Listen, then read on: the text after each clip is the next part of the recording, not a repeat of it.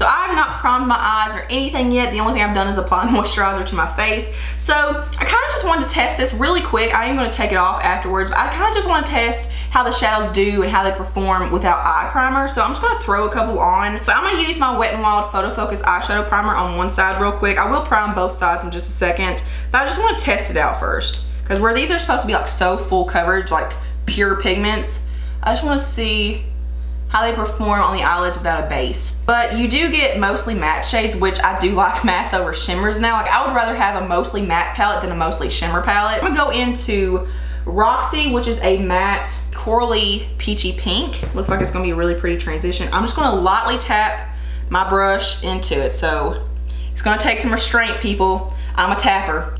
So we're just going to boop. So that didn't get too much on there. I think that's a good amount to work with. So we're gonna start out with this on the eye that's not primed. That's not bad. So I'm gonna go in again and get a little bit more on my brush, so boop. That's pretty, that's not that bad. That's a really, really pretty shade. There's not really a lot of fallout from it. It's just normal debris that comes off shadows when you tap into it. Let's do 1, 2. Okay, so there's a little bit more on the brush, but that's a good amount. I'm not complaining. I never don't apply primer. I always apply a primer, but that's really, really pretty. So I'm gonna go ahead and take it off, as much as I hate to, because it's already starting so pretty. But I'm just gonna go ahead and take it off and go ahead and put some primer on. So I think on this side, I'm gonna do more of a neutral look, and on this side, I'm gonna do like a more bold look.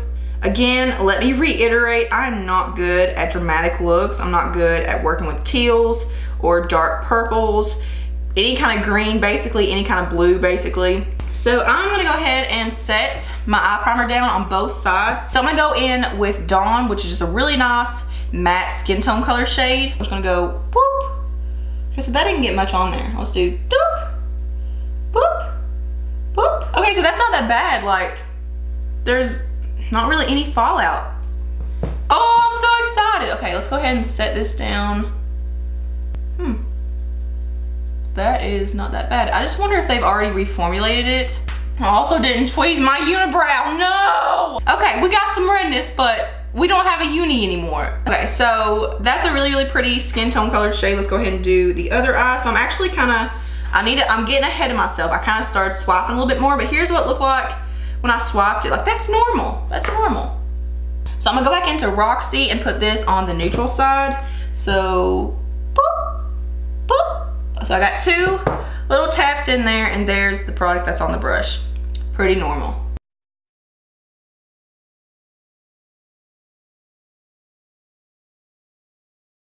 So that is a really, really pretty crease shade. I believe I'm gonna try to use these mustardy, yellowish orange shades, because I got a mustard yellow, oh, my armpits. Let's go in to, I about said microwave.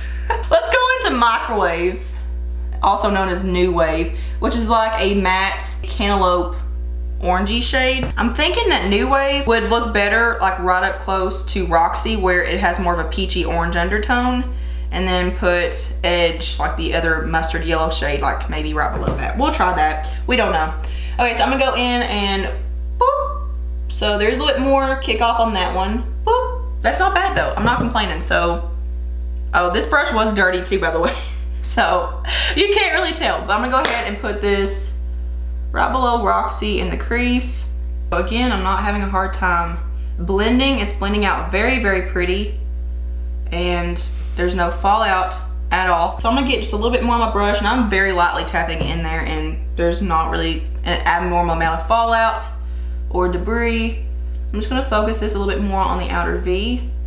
I feel like I'm being very like gentle and very like delicate with this. So now I'm gonna go into Edge, I believe, which is more of a mustard yellow. This is another matte shade. Let's go boop, boop.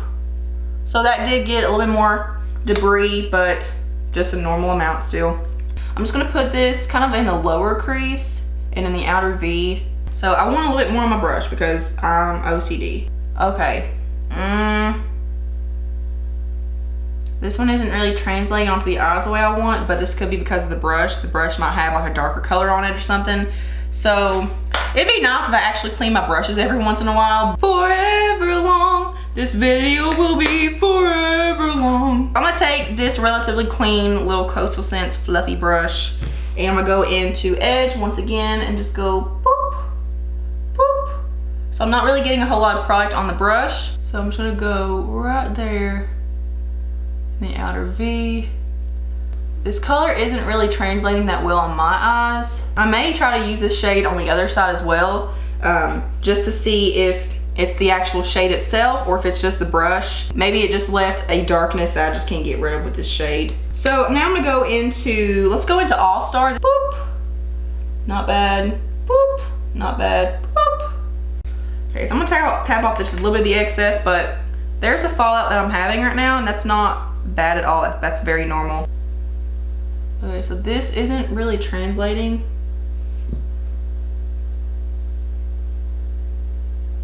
Okay, so this is definitely translating to be more purple than like a cranberry shade. It's definitely less red toned on the eye.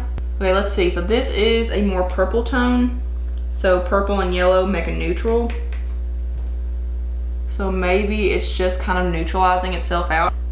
So I'm just gonna try to like not really blend it and just kind of pack it on. When you first lay it down, it does look like a cranberry shade, and then the longer it sits, it's like it does oxidize maybe a little bit, and it's looking like a very dark plum purple. So that's really disappointing because I really do like that shade. That's my favorite shade in the palette. So I think I'm gonna go in with Fudge, which is just a matte orangey brown. Everyone says that this is a different shade than what the original Fudge is. Boop, that's not bad. Boop, boop, boop, boop, boop. That's not bad at all. There's what Fudge shade looks like. So I'm gonna put that right there. This is not covering up the purple. So let's try to bring it in a little bit maybe.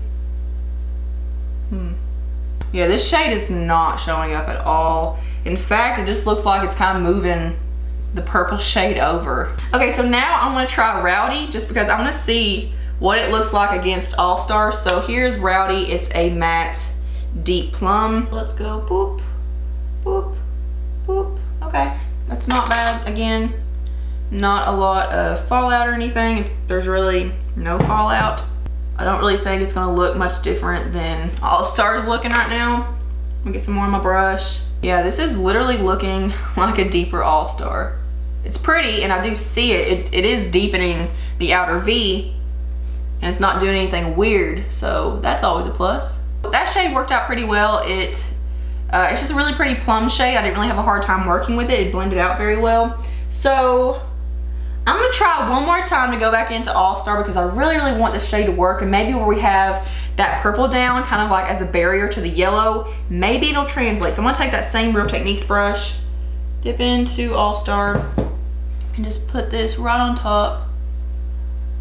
Oh, come on, please. Please. Yep, there it goes. It's oxidizing. I'm just gonna give up on All Star. All Star is a dud. I have heard mixed things on the shimmery shades. Some people say the shimmery shades are better and there's definitely not as much fallout, which I'm not having that problem right now. But everyone acts like Cube is not a good shade. It's very sheer. You can see it on my finger. Yeah, it's not swatching very well in my hand at all. And that's pretty much the same problem everyone else is having. So I think I'm gonna go in with Adorn, which is this coppery bronze shade. So there's what that looks like. That is very metallic and very soft. I'm gonna try going in with this dry first. Okay, so that's normal. There's what the fallout situation looks like. It's not bad, I'm not complaining. I'm just gonna put this on the eyelid. Oh, that is translating onto my eyes. So I'm gonna try it wet. Here's what it looks like when it's dry. It's very metallic and very shiny, but I just wanna see how it performs wet. Ooh, that's pretty. I'm not mad about this. This is actually really, really pretty, but I will say I do not see the yellow shades at all in the look anymore. I don't know if it's just because I've covered it up. I'm gonna go into Dawn and put this under the brow to clean it up and to give me a brow bone highlight. I do wish there was a lighter, more like creamy vanilla shade in here, because that does work, but it's almost a little bit too dark. Like, it does mimic my skin tone. So I kind of prefer something a little bit lighter up there. One more time, I'm gonna go back into that first brush, just blend all of it together.